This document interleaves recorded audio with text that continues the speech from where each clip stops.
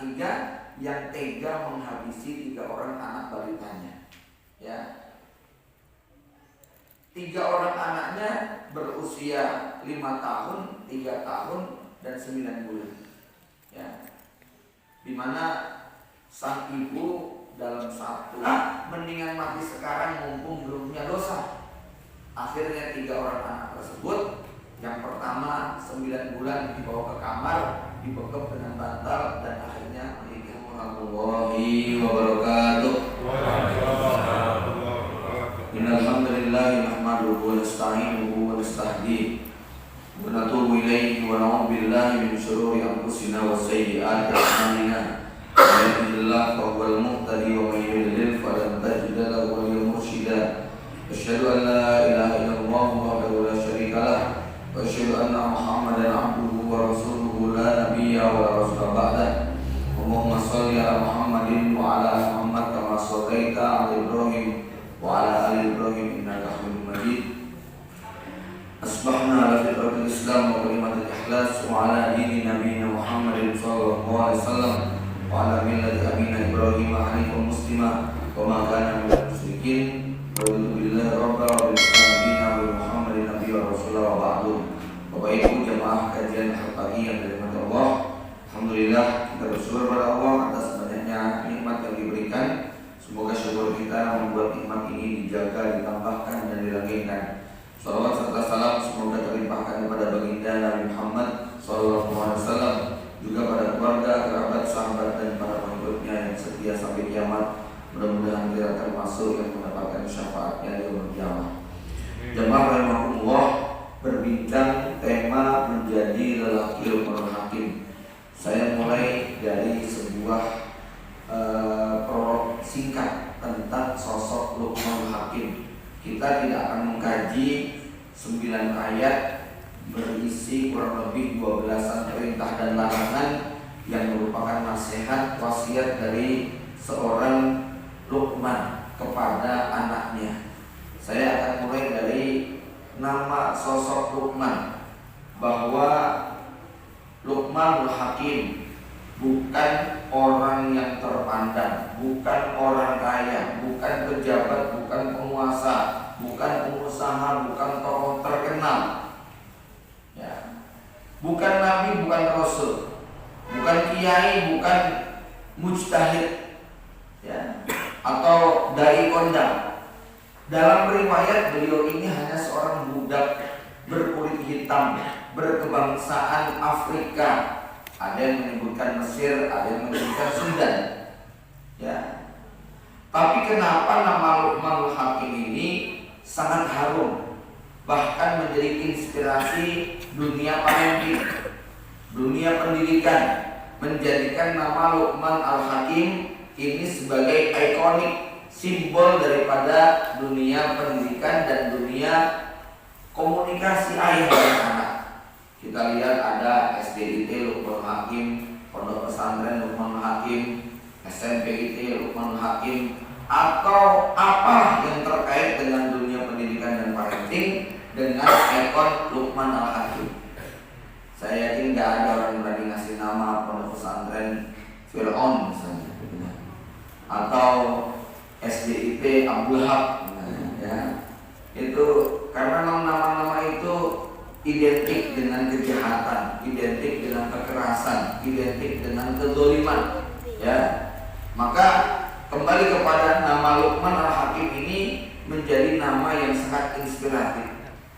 Apa yang menyebabkan nama Luqman begitu harum dalam lisan banyak orang, ya, sehingga namanya diabadikan dalam salah satu nama surat Al-Quran ke-31. Kisahnya diceritakan tidak detail, tetapi lebih kepada pesan moralnya.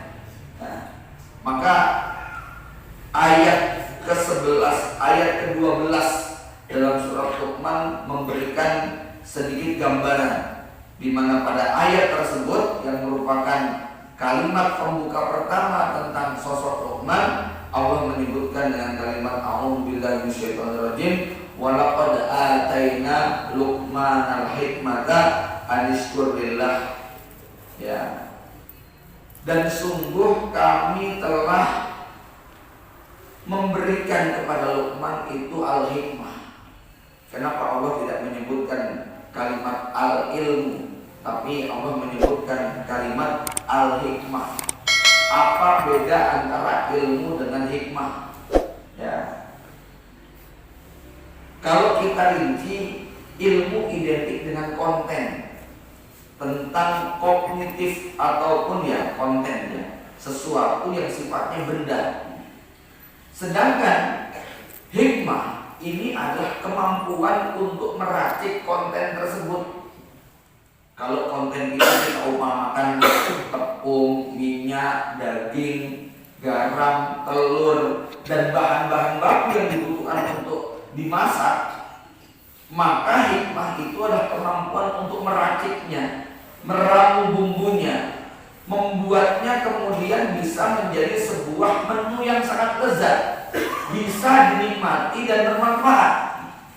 Tidak gara-gara kita punya ilmu itu akan memberikan manfaat. Bahkan tak sedikit orang yang celaka, binasa karena kebanyakan ilmunya, tetapi tidak dikaruniai Allah dengan hikmah. Banyak orang yang kemudian berilmu tinggi, bergelar profesor, sekolah sampai S1, S2, S3, justru banyak menimpakan madharat kepada umat. Ya, maka Al-Quran mengatakan, wa may yu'tal hikmata faqad utiya khairan katsira. Siapa yang diberi hikmah, maka dia akan mendapatkan kebaikan yang banyak.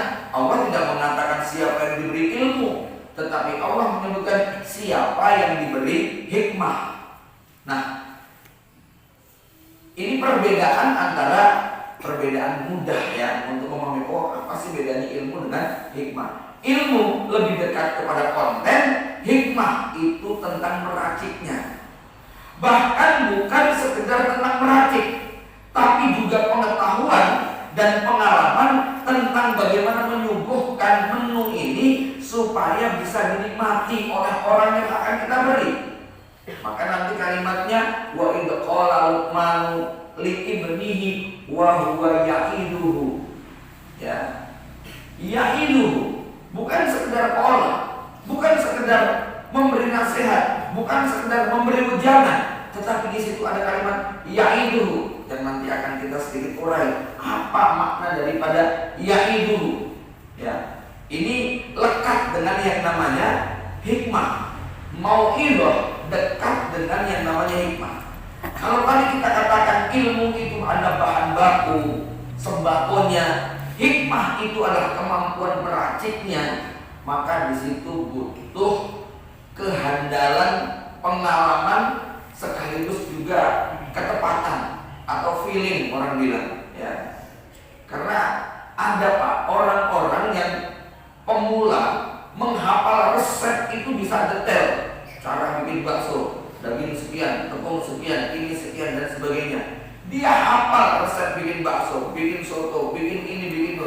Tapi tidak gara-gara hafal, waktu dia meracik rasanya bisa kita nikmati. Kalau cuma sekedar menghafal resep, banyak yang rasanya kekecupan, hambar, keasinan, ya, bingungi rasa apa. Maka yang dibutuhkan itu adalah pengalaman, jam terbang, dan keahlian. Nah, ini yang dimaksud dengan hikmah. Bukan sekedar keahlian bahkan saya katakan, tetapi kemampuan mengetahui apa yang dibutuhkan. Jenengan barangkali lulus menjadi master chef, menunya diakui bukan hanya level lokal, bahkan sampai nasional internasional, mengakui masakan dengan enak. Dengan bikin masakan yang seenak mungkin, tapi disuguhkan kepada istri kita yang baru makan 2 piring. Kira-kira dimakan berapa? Nggak dimakan. Udah kenyang dia. Tidak gara-gara makanan enak lalu kita suguhkan akan dinikmati.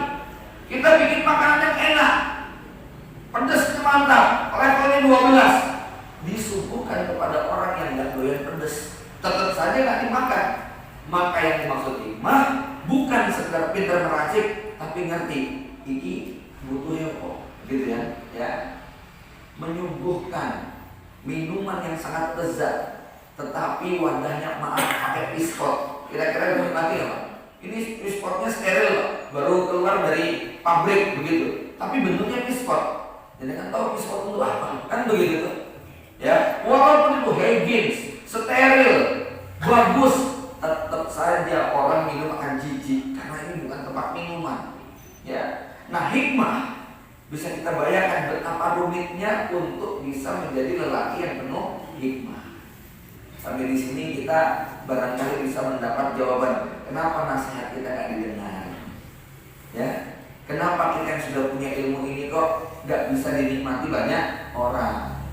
Kenapa ada anak-anak yang kemudian durhaka kepada orang tuanya? Dari kalimat walaqad ataina Luqmanal hikmata kita mengetahui bahwa mendapatkan hikmah ini bukan pekerjaan yang gampang. Ilmu bisa dipelajari dalam hitungan bulan, tahun kelihatan. Tapi hikmah ini betul-betul karunia Allah yang sangat mahal, tetapi bisa kita pelajari.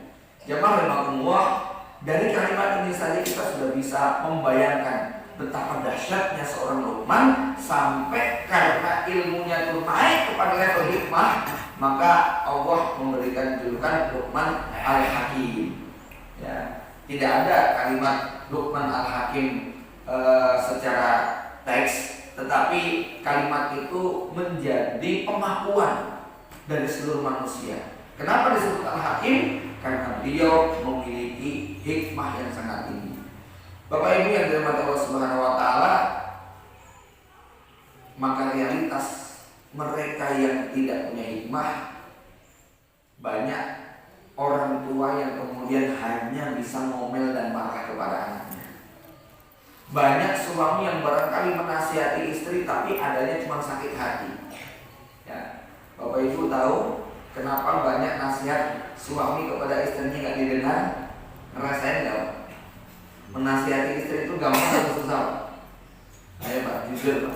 Gampang atau susah? Gampang atau susah? Susah. Kenapa sebagian besar nasihat suami kepada istri nggak didengar?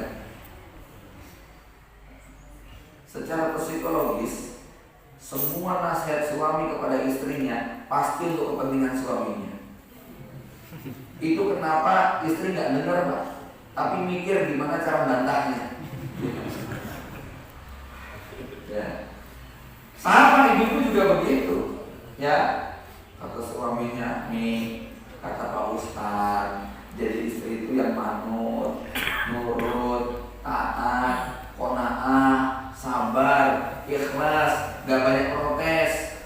Ya, harus pintar masak, pintar mijit, pintar bacain cerita buat anak. Itu kira-kira buat kepentingan siapa? Suaminya, gitu kan? Ya. Karena kesampaiannya dewe gitu ya. Nah istrinya dengerin kayak begitu bukan iya bi, bukan bi, kata Pak Ustadz tadi suami itu harus sabar, setia, tanggung jawab, saldo selalu ada, gak usah membeda-bedakan mana tanggal tua mana tanggal muda waktu diajak belanja ya. Itu untuk kepentingan siapa Pak? Kepentingan istri, maka suami gak dengar. Nah ini butuh strategi gimana supaya kemudian tidak terjadi penolakan, ya, tidak terjadi berbantahan. Nah, karena memang ini sesuatu yang tidak sekedar dipelajari, tetapi juga butuh jam terbang dan pengalaman. Baik, ini poin pertama terkait kenapa kita memilih tentang Luqmanul Hakim dan apa rahasia Luqmanul Hakim ini namanya begitu harum, nasihatnya didengar oleh keluarganya. Poin yang kedua, buku nama menjadi atau judul menjadi lelaki Luqmanul Hakim ini judul buku yang ditulis oleh seorang ustaz sekaligus psikolog. Ya, beliau pendiri majalah Umi yang cukup kondang sejak tahun 85-an, tapi Umi akhirnya harus tumbang juga pada tahun 2008-2007 kemarin ya, seiring dengan era digital yang luar biasa. Dan bukan hanya majalah Umi saja, majalah-majalah muslim yang besar yang hebat itu akhirnya tiarap juga ya, majalah Umi berhenti. Bapak Ibu sekalian, termasuk Alisalah An-Najah, Azdiah ya, majalah El-Fatah, majalah hampir semua majalah kalau Sabili sudah syahid sejak lama ya. bilihin ilakis dan sebagainya. Itu sudah lama yang terakhir. Bapak Ibu sekalian, pengalaman beliau memimpin majalah Umi yang kita paham kontennya, pengalaman beliau sebagai seorang psikolog dan dai yang banyak berbicara tentang masalah keuangan laki-laki, sampai akhirnya beliau menulis buku Menjadi Lelaki Luqmanul Hakim. Tetapi inspirasi itu berangkat dari sebuah realitas di lapangan, tempat di mana beliau tinggal di Jawa Barat, ketika beliau ikut dalam proses pengawalan seorang ibu muda, ibu rumah tangga, punya anak 3 yang tega menghabisi 3 orang anak balitanya. Ya, 3 orang anaknya berusia 5 tahun, 3 tahun, dan 9 bulan.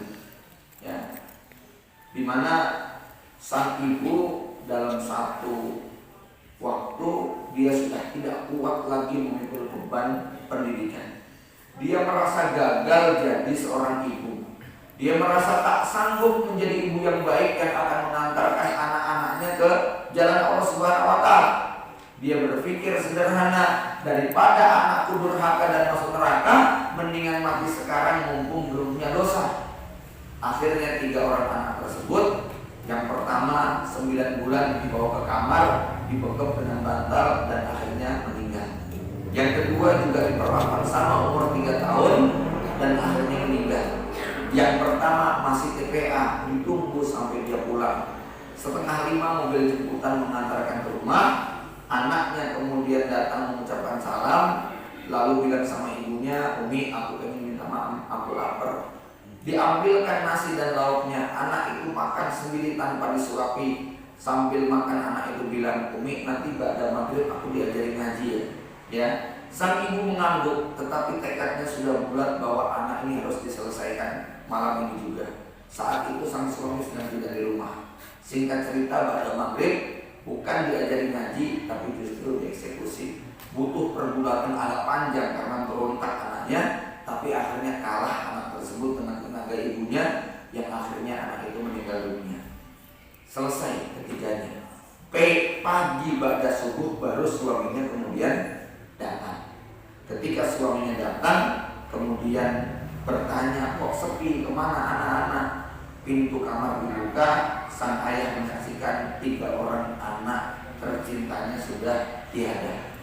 Antara marah, geram, kecewa, sedih, ya campur aduk semua perasaan sang suami, sekaligus juga menyesal, juga sadar bahwa ini adalah klimaks dari kemampuan istri yang tak sanggup memikul amanah keluarga. Ada banyak analisa. Netizen tentu gampang saja berkomentar, ibu jahat, ibu keji, ibu sadis. Tetapi buat kita komentar itu tidak penting. Kita justru pengen tahu apa misteri latar belakang di balik peristiwa ini. Karena kasus serupa kemarin terjadi di Jawa Tengah. Kalau tadi mewakili ibu muda dari kalangan yang cukup mampu berada dengan jenjang pendidikan yang lumayan, karena ibu ini jenjangnya sudah S2, bahkan menjadi asisten dosen di sebuah perguruan tinggi ternama. Tetapi kalau yang satunya ini mewakili kalangan ekonomi ke bawah, ya, ketika dia ingin mengeksekusi 3 orang anaknya, 1 meninggal dunia, yang 2 berhasil diselamatkan, lalu kemudian di penjara sementara. Ibu ini sempat ditanya, apa sebenarnya yang menjadi latar belakang Anda melakukan ini semua? Jawaban sang ibu simpel tetapi mengiris hati kita kaum laki-laki. Dia mengatakan, saya cuma pengen disayang suami aja sebenarnya. Ya, simpel, saya cuma pengen disayang suami. Pada kasus yang pertama tadi ada 2 analisa yang saya dapat. Pertama, bahwa ibu ini merasa nggak sanggup kalau harus membimbing anaknya sendirian tanpa melibatkan sang ayah, ya, dengan pekerjaan domestik yang sudah cukup melelahkan, ditambah keharusan mengantarkan 3 orang anak balitanya. Ini bukan pekerjaan gampang. Kalau kemudian suami ingin angkat tangan, menyerahkan sepenuhnya tugas itu kepada bunda di rumah, sang ibu ini milih untuk nyerah. Ini analisa pertama. Analisa kedua, latar belakang dari ibu ini rupanya dia ada inner circle yang tidak baik, masa kecil, lingkaran kehidupan di waktu kecil yang kurang positif buat dia. Bapak dan ibunya sosok orang kaya dan berpendidikan tinggi, sangat perfect tuntutannya kepada semua anak-anaknya, bahwa anaknya harus begini, begitu dan seterusnya. Semua ikhtiar sang anak menentukan prestasi di depan ibunya tidak dihargai dan tidak diapresiasi. Mohon maaf ibu-ibu, bakat nyinyir kaum ibu ini alami, ya, mengomentari dengan kalimat-kalimat yang maaf agak nyelekit itu sudah menjadi modal utama, ya. Karena kita nyapu nggak lihat, ngepel nggak kelihatan, ya, bersih-bersih rumah, buang sampah, cuci piring, bantu jemur, nggak kelihatan. Begitu rebahan sebentar pegang HP, langsung keluar. HP lagi. Jengkel nggak kira-kira Pak gitu? Ya. Waktu dia bantu nolong ini itu, nggak ada kalimat pujian, nggak ada apresiasi. Begitu sekedar mau duduk sebentar, langsung dikomentari begitu. Ya. Nah ini si ibu ini akhirnya merasa nggak sanggup saya untuk berbakti kepada orang tua.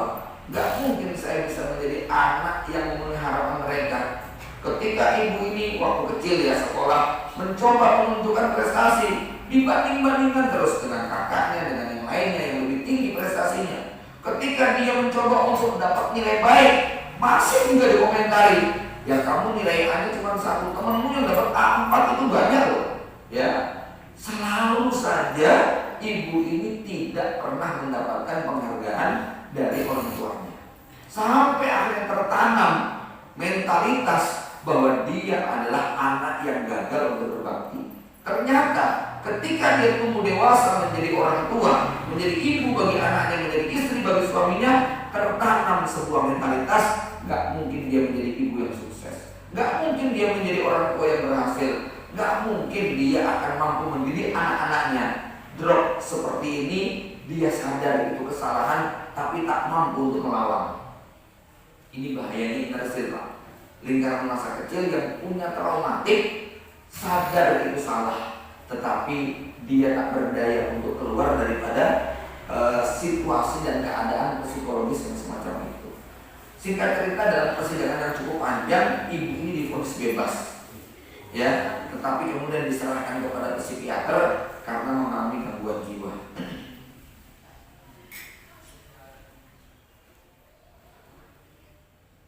Nah, Ustadz Adrian Rusdi, penulis buku Menjadi Lelaki Hukum Hakim, ikut mengawal proses persidangan dan asesmen kepada ibu ini, sampai kemudian beliau terinspirasi untuk menulis Menjadi Lelaki Lukmanul Hakim.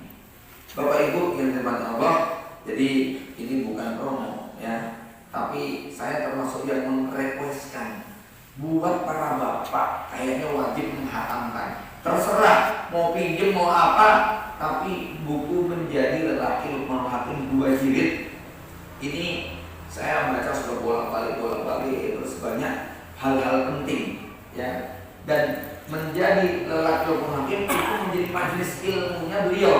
Beliau bikin majelis taklim namanya Majelis Lukmanul Hakim. Sasarannya kepada para bapak untuk peduli dan mengambil peran besar dalam rumah tangganya. Walaupun beliau mendapatkan kekecewaan, undangan 500 orang, ibu-ibunya 470, bapaknya 30.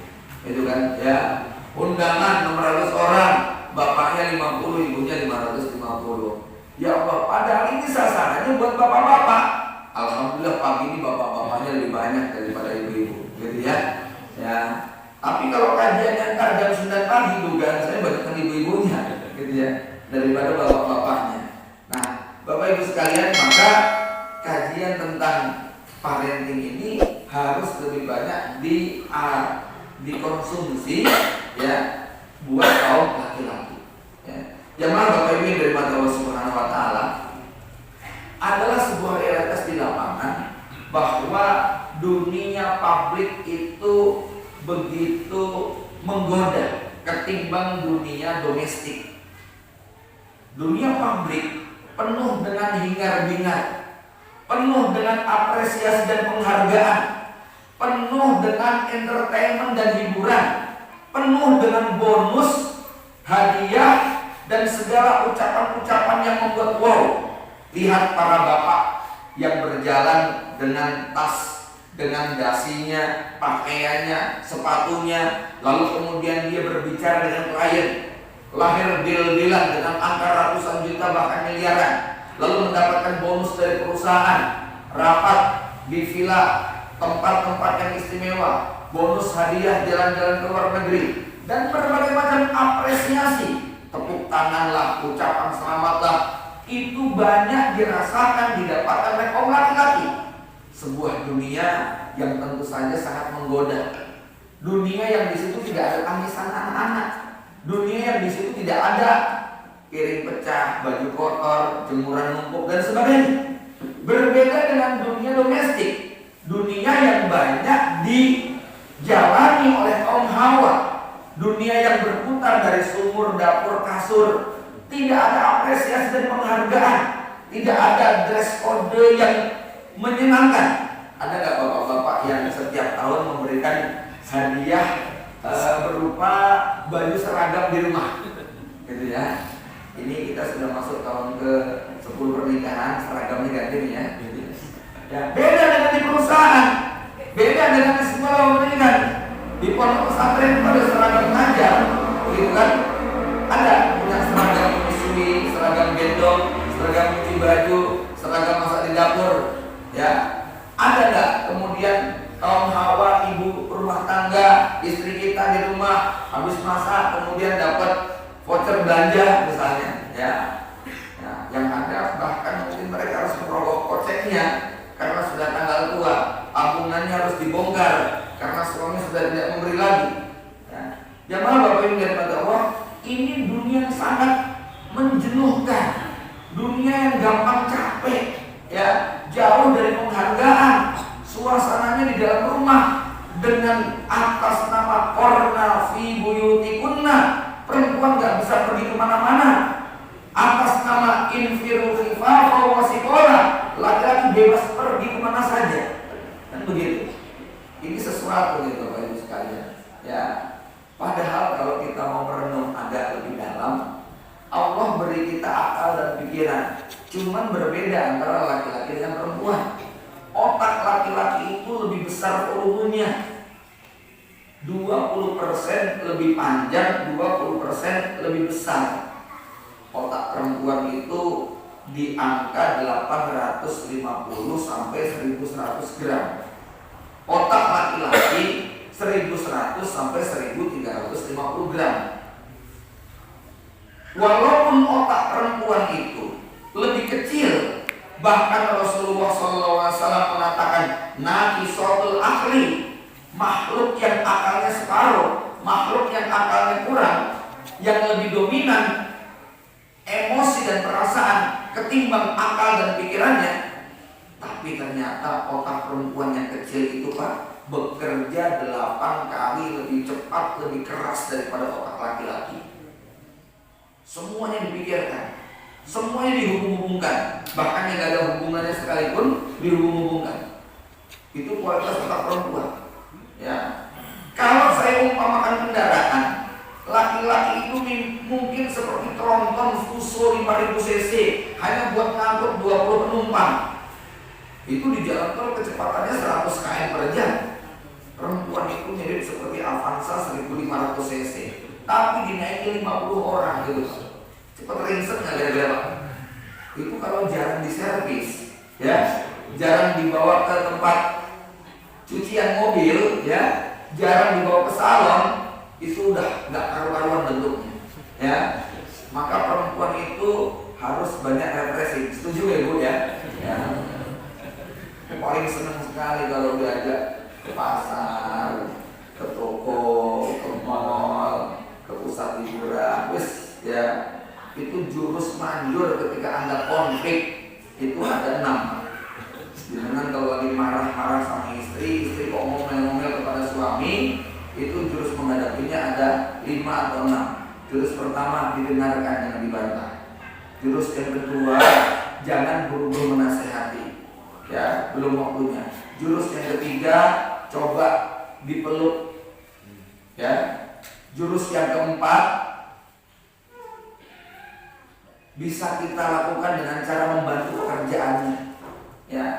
Jurus yang kelima, ajak dia ke mall segera. Tapi kalau Anda langsung jurus kelima, 1, 2, 3, 4 kayaknya nggak dibutuhkan, Pak. Gitu ya. Ya. Itu sudah banyak diuji cobakan begitu ya.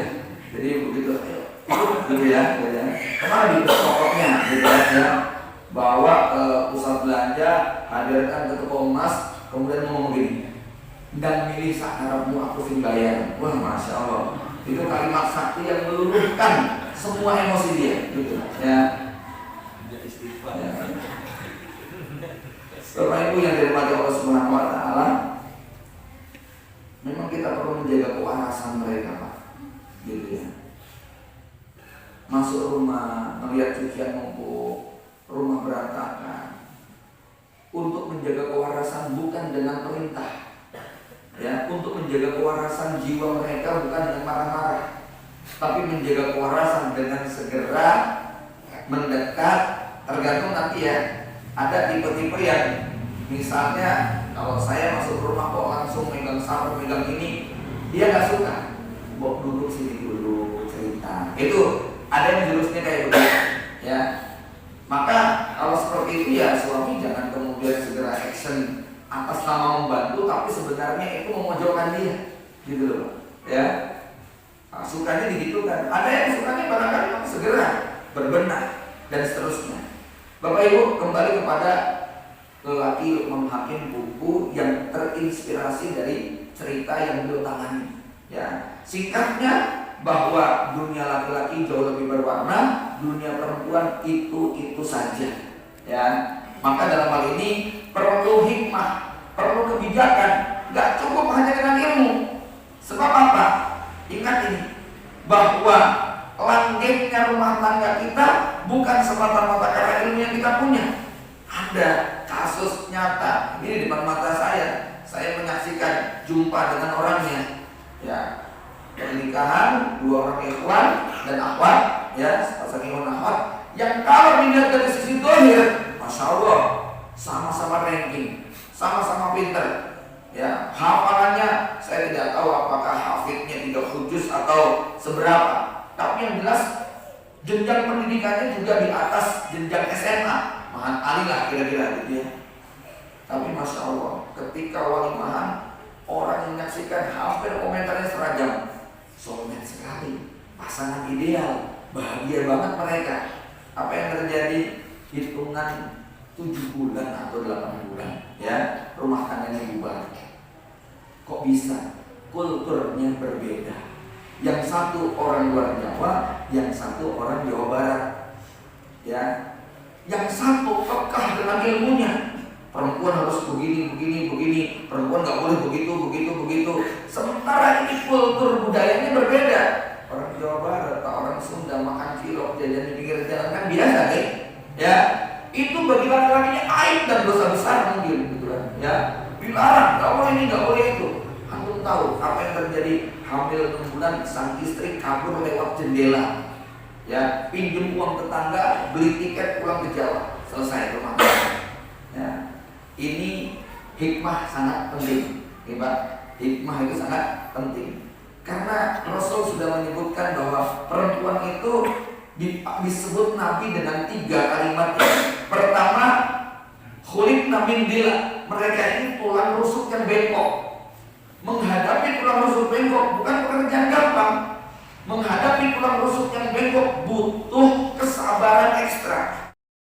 Saran baik ya, nasihat penting buat kaum perempuan. Perempuan harus lebih sering banyak ngaji. Perempuan harus lebih banyak belajar agama. Kenapa? Karena lebih dominan emosi dan perasaannya. Kalau tidak belajar ilmu syar'i, tidak belajar dari hal haram, maka keinginannya akan didominasi oleh perasaan. Ya, lihat wanita-wanita yang tidak belajar ilmu agama. Kalau ngamuk tidak ada etika.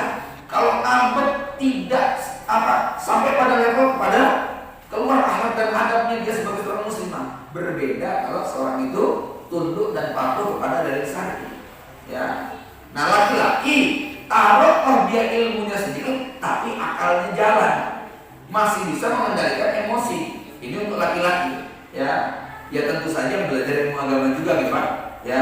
Kalau enggak yang kamu yang banting istri, yang ngetek istri, yang nampar istri ya ada begitu ya. Makanya dalam hal ini ada nasihat baik, jangan pernah engkau serahkan anak putrimu kepada laki-laki yang belum mampu mengendalikan emosinya. Ya, bisa-bisa anak perempuan kita nanti jadi korban dia. Bapak Ibu sekalian, ya. Jadi satu Nabi menyebut mereka sebagai khulibna min dillah, tulang rusuk yang bengkok. Yang kedua, Rasulullah SAW menyebut mereka dengan kalimat qawarir. Apa itu qawarir? Gelas-gelas kaca. Ya, ya Allah, sebelumnya ada niat populer dengan lagunya tahun 80-an itu Pak. Ya, Rasulullah sudah menyebutkan rifqan bil qawarir, kata Rasulullah. Hati-hati menghadapi gelas-gelas kaca. Ini gelas kaca nggak boleh disenggol bisa pecah. Apalagi dibanting, dia hanya boleh disentuh. Ya, gelas kaca ini rapuh dia. Istri kita bukan gelas plastik yang dilempar mental. Ini gelas kaca yang kesenggol saja gampang retak. Sensitif, punya kemampuan menangkap apa yang tidak kita tangkap.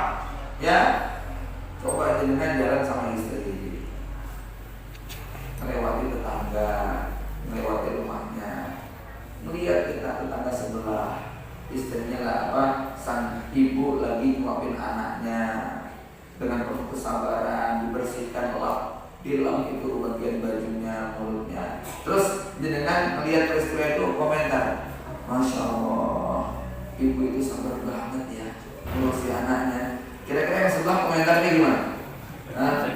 Maksud lo? Jadi kalau anak nggak sabar gitu ya, padahal kita nggak ngomong Pak, gitu loh ya. Mungkin kita cuma ngomong Masya Allah. Itu makanya begini Pak, ada kaidah bahwa laki, ada buku yang saya beli judulnya Why Men Lie and Women Cry. Kenapa laki-laki berbohong dan perempuan menangis? Ya, bohong itu diizinkan, dapat uzur kalau laki-laki itu bohong kepada perempuan. Maksudnya bohong di sini apa? Jangan menceritakan polos apa adanya, tapi gunakan bahasa-bahasa yang normatif saja. Jenengan beli di warung sebelah punya janda muda, kemudian kalau jenengan beli dikasih tambahan yang banyak, terus jenengan ditanya tadi belanja di mana Bi? Ya, itu di sana di warung janda muda. Masya Allah dia baik banget sama Abi, dikasih tambahan ini dan sebagainya. Itu mesti sensitif kan jenengan Pak.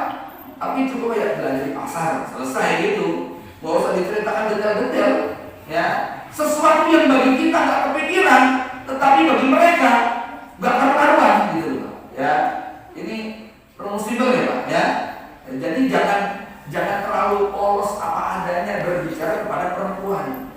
Buat kita gak ada perasaan, kita gak ada perasaan. Buat laki-laki mungkin biasa saja, tapi ternyata bagi mereka itu sesuatu banget begitu. Ya. Jamaah Bapak Ibu yang dirahmati Allah Subhanahu wa taala, ya. Maka kembali kepada bagaimana lelaki Luqmanul Hakim ini adalah lelaki yang penuh dengan hikmah, ya. Nah, pertanyaannya seperti apa hikmah tersebut bisa kita dapatkan? Kalimatnya tadi berbunyi wa idza qala Luqmanu li ibnihi wa huwa ya'iduhu. Apa yang dimaksud dengan ya'idu? Apa yang dimaksud dengan memberikan mau'idah? Memberikan mau'idah tidak sekedar menyampaikan nasihat. Ya, tadi saya sudah ilustrasikan bahwa ibarat kita ini seorang chef, ya, master kuliner, juru masak handal, koki hebat, maka apa? Dia satu tentu paham tentang takaran dan ukuran. Ya, tapi juga sekaligus ngerti tentang kebutuhan. Coba jualan di kampung zaman dulu ya Pak. Kalau sekarang barangkali dengan teknologi dan informasi yang sudah tidak ada batasnya, di kampung pun orang biasa makan pizza ya, makan Kentucky, makan makanan dari luar begitu ya. Tapi ada makan makanan yang aneh, yang itu bukan menjadi kebutuhan kita. Sesuatu yang kalau di sana itu sangat enak sekali, tapi disodorkan ke kita nggak ada yang mencoba untuk mencicipi.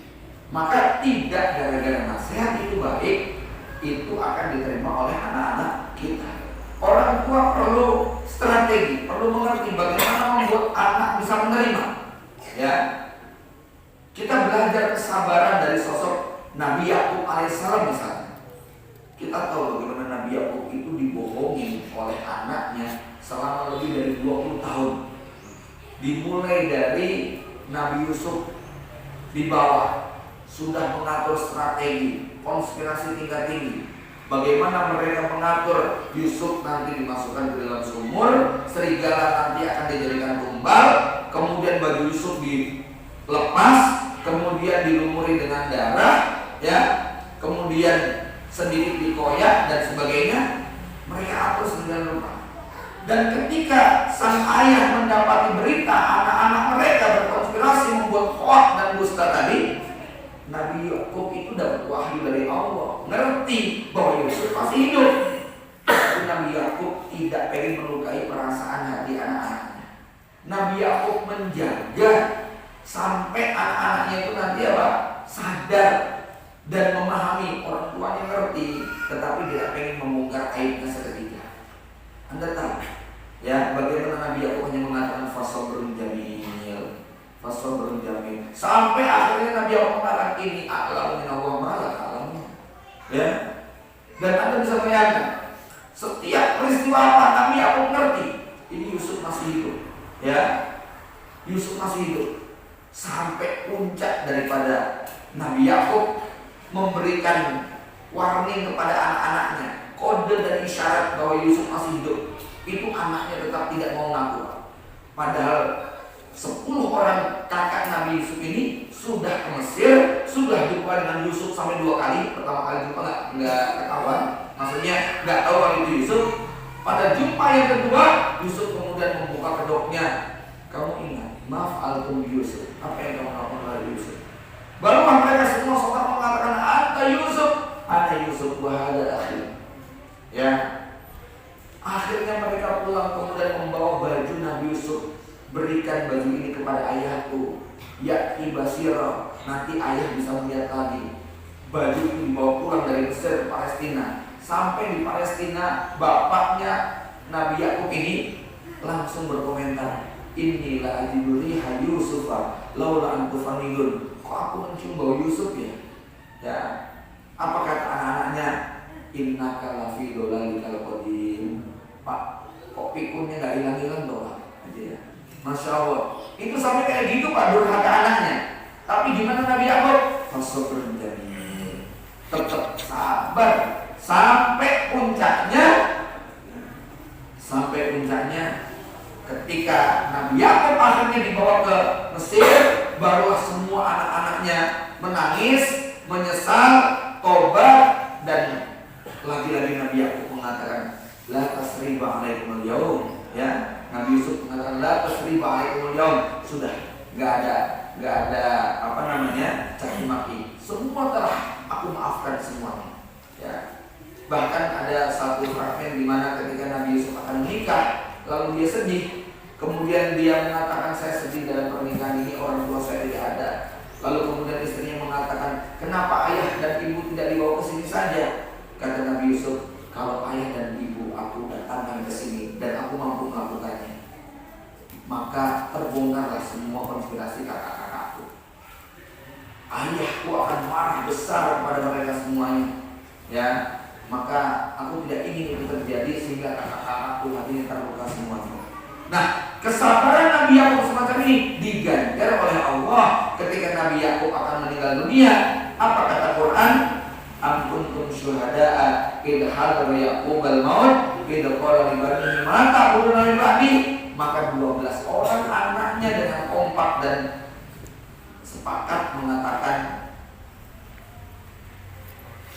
ma ta'buduna min ba'di qal na'budu ilahaka wa ilaha abaika Ibrahim wa Ismaila wa Ishaqa ilaha wahida wa nahnu lahu muslimun. Ini sebuah hadiah terindah yang Allah berikan kepada Yakub atas kesabarannya untuk membawa anak-anaknya sampai akhirnya mereka siap untuk melanjutkan misi risalah orang tuanya. Bapak Ibu yang dirahmati Allah Subhanahu wa taala, kita juga perlu belajar kesabaran dari Nabi Nuh alaihissalam. 950 tahun mengajak istri dan anaknya ternyata nggak mempan. Tetapi ketika anaknya tetap menunjukkan kedurhakaannya dengan mencoba menaiki gunung dan tidak mau menerima tawaran bapaknya naik bahtera, Nabi Nuh tetap mengatakan, ya bunayya irkam ma'ana.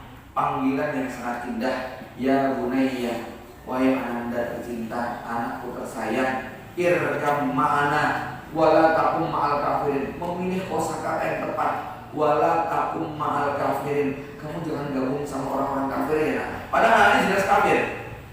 Tanpa dibilangin jangan gabung, dia sudah kafir. Ya, tapi kalimatnya seakan-akan kamu masih bagian daripada aku. Jangan gabung sama orang kafir. Insya Allah Bapak Ibu sekalian, nggak ada anak-anak kita yang keluar bahtera. Nakal iya, ya lelet iya, jengkelin iya, bikin mangkal iya. Tapi insya Allah anak kita nggak ada yang murtad nih Pak. Tentu itu lebih ringan daripada anaknya Nabi Nuh alaihissalam. Karenanya jamaah yang dirahmati Allah, semua perilaku para nabi dan rasul tadi menggambarkan tentang apa yang disebut dengan hikmah, ketepatan untuk memberikan respon atas peristiwanya. Ya, atas apa yang kita hadapi, seorang suami kepala rumah tangga hendaknya memohon kepada Allah agar diberikan hikmah supaya ya apa yang diberikan kepada keluarganya, kepada anak-anaknya ini akan berdampak positif buat dia. Bapak Ibu jamaah yang dirahmati Allah Subhanahu wa taala, sudah melewati waktu syuruk. Saya kembalikan dulu kepada moderator, barangkali atau ada yang perlu didiskusikan atau diberikan tafadhol. Atau seorang perempuan yang betul-betul bisa menjaga rumah tangga biar tidak berantakan, itu bagaimana itu? Kasus yang begitu marah ini.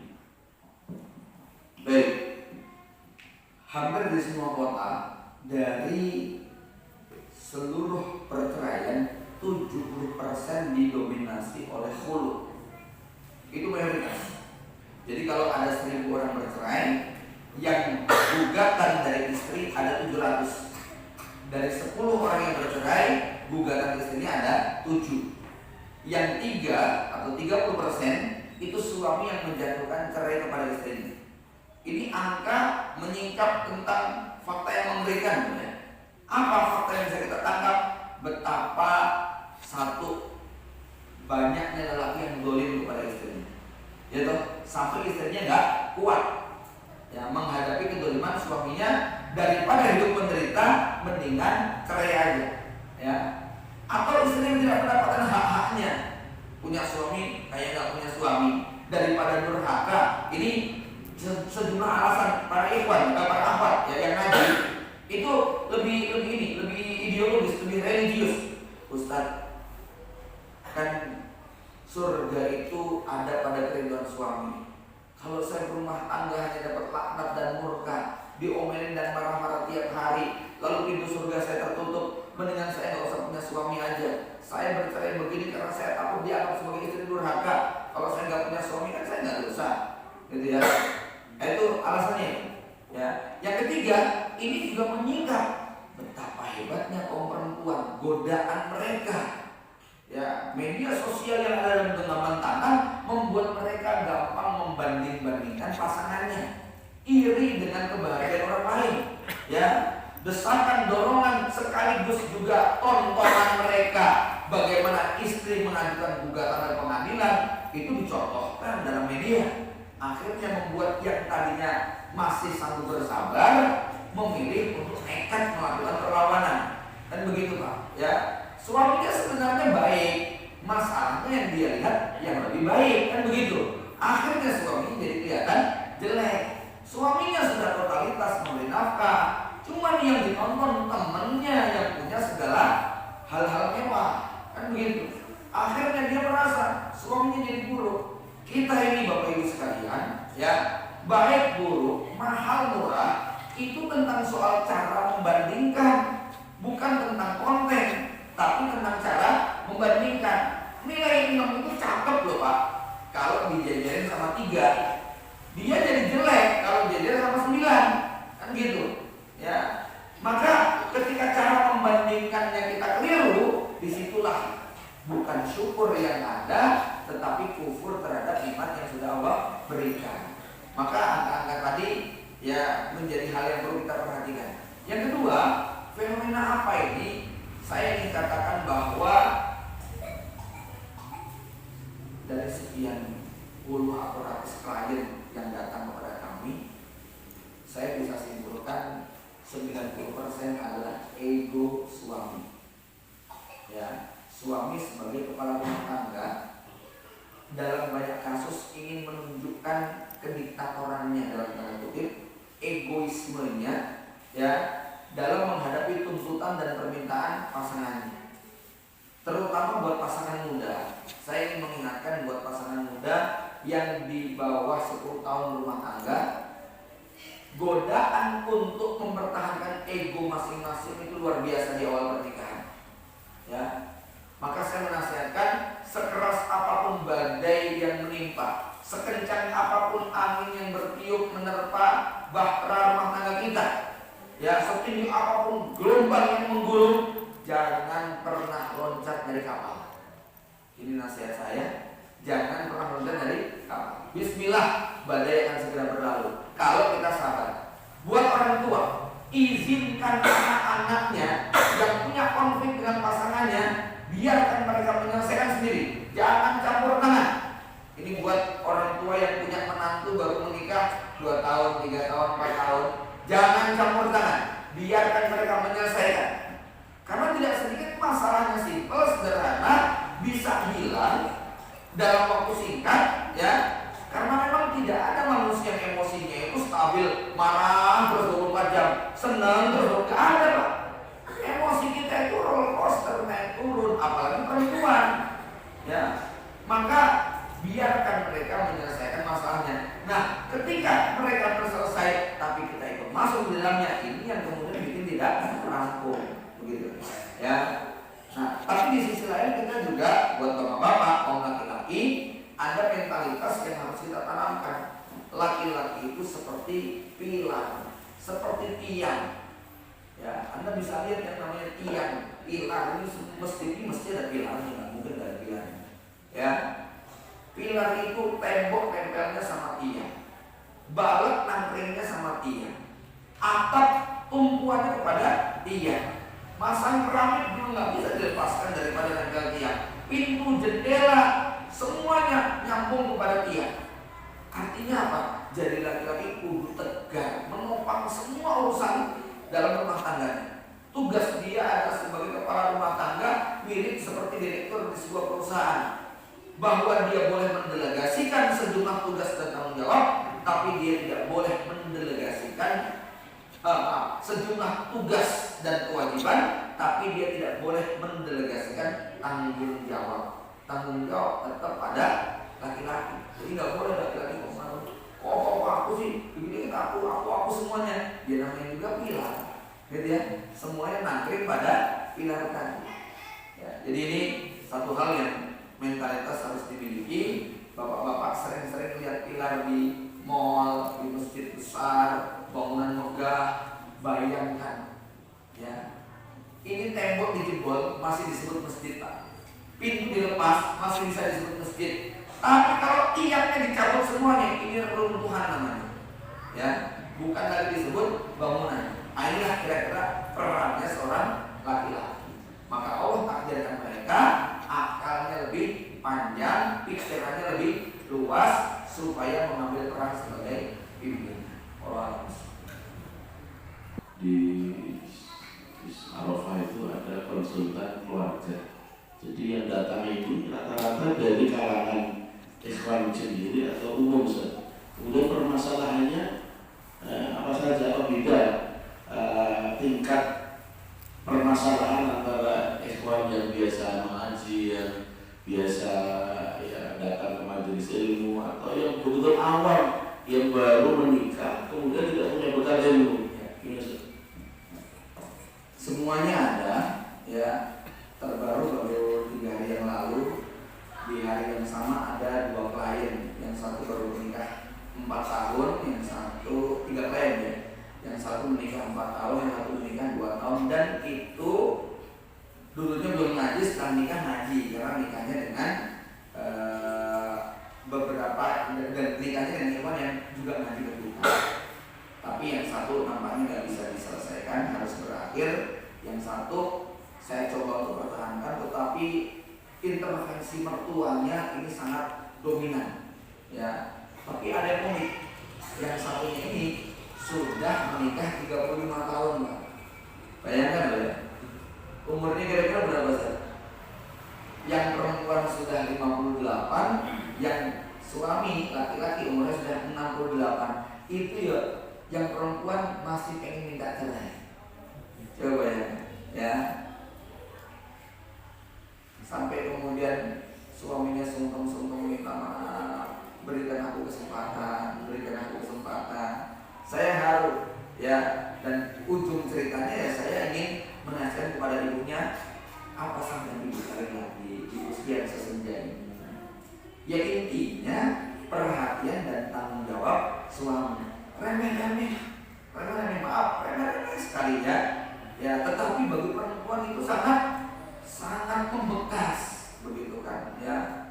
Maaf ya bapak-bapak, gini Pak, laki-laki itu membutuhkan seksualitas, perempuan itu membutuhkan cinta. Cuman dalam benak masing-masing namanya sama, cinta, gitu. Cuman definisi cinta bagi laki-laki berbeda dengan definisi cinta bagi perempuan. Cinta bagi laki-laki itu hubungan badan selesai. Jadi kalau ada kalimat aku mencintaimu, maksudnya aku ingin menggaulimu, gitu ya. Ini ibu-ibu harus tahu. Nah sementara Pak, ketika ada perempuan mengatakan ya love you too, aku juga mencintai kamu, maksudnya apa?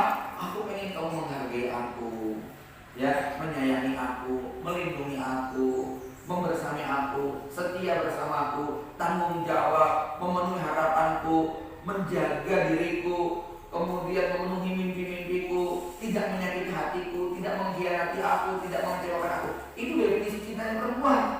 Ya, disitulah laki-laki tidak nyambung. Ya, maaf, ini agak kurang apa ya? Sampai kemudian maaf ya Ustaz, Mas ini badannya bau, begitu kan ya? Kalau yang itu mulutnya begitu kan ya? Itu hal sepele Pak. Buat laki-laki, halah kayak gitu aja dipikirin. Nah gitu kan, bagi perempuan itu menyakitkan ternyata. Gitu ya. Maka sampai saya kemudian kutip sebuah kisah yang menimpa kepada sahabat Utsman bin Affan. Utsman bin Affan itu usianya 80 tahun, rambutnya sudah putih semuanya, menikah dengan gadis muda namanya Naila, umurnya baru 22-an. Ya, waktu melamar Naila kaget, dilamar laki-laki tua. Kata Utsman bin Affan, apakah karena rambutku yang putih berlubang engkau terkejut semuanya? Engkau terkejut melihat? Demi Allah, gak ada yang kau dapatkan dari aku kecuali cinta semuanya. Apa yang terjadi? Utsman bin Affan meninggal dunia di atas pangkuannya Naila. Ya, dan Naila memutuskan untuk tidak mau menikah lagi setelah Utsman bin Affan meninggal. Kata Naila, tak ada lelaki yang lebih hebat mencintai wanita melebihi Utsman. Seluruh cintaku sudah diborong habis, nggak tersisa. Ya, bahkan dalam riwayat Naila memutuskan merusak wajahnya supaya nggak ada laki-laki yang melamar dia. Kenapa? Cantik lah, begitu kan? Ya, kenapa? Habis cintanya sudah dibeli oleh Utsman. Nggak ada yang dia sisakan buat laki-laki lain. Maksud saya, tua bukan alasan untuk tidak jatuh cinta. Ya, kira-kira pesan moralnya